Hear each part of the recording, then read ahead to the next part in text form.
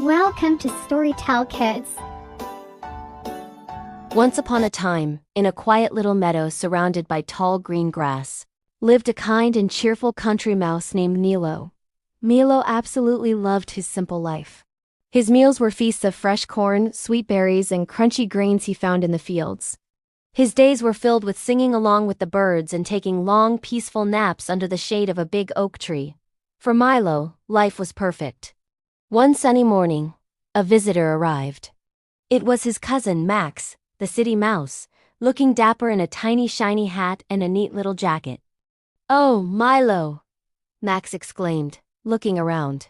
"You live so simply. You have to come with me to the city and taste the good life. We have delicious cheese, the fanciest food you can imagine, and bright lights everywhere."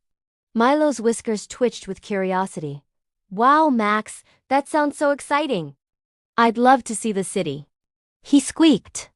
And just like that, the two cousins packed their tiny bags and set off on an adventure to the bustling city. When they finally arrived, Milo's eyes grew wide with wonder. He had never seen anything like it. There were buildings that touched the sky, sparkling lights that blinked and shimmered, and a symphony of endless noises, cars honking, people chatting, and music playing from every corner. Max led Milo to a grand kitchen inside a huge house. "Milo, my friend, look at this feast," Max whispered with pride.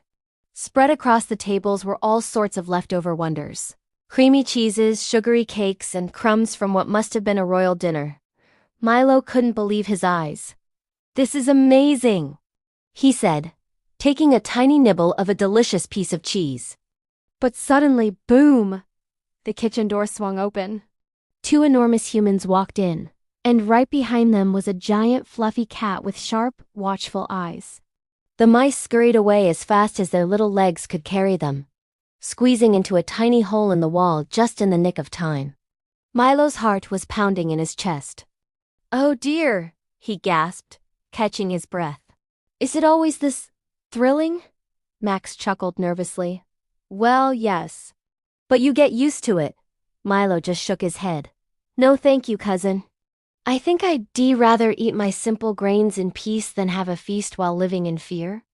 The very next morning, Milo returned to his peaceful meadow. The birds greeted him with a familiar song.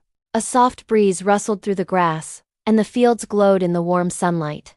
He took a deep breath of fresh air, smiled, and said, "Home, sweet home, where peace is the greatest treasure of all." From that day on, the city mouse and the country mouse visited each other often, each happy and content in their own world.